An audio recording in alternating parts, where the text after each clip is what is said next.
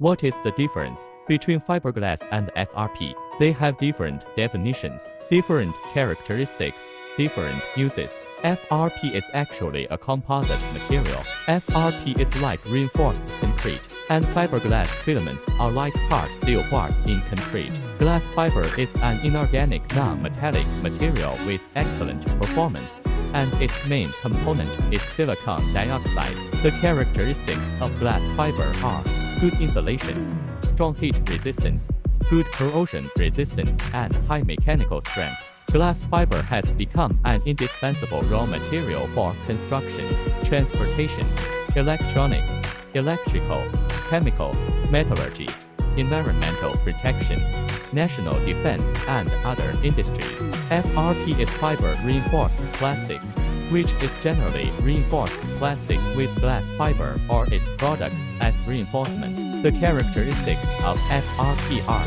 high hardness, corrosion resistance, good electrical properties, good designability, excellent craftsmanship, and transparency. FRP is widely used in people's lives.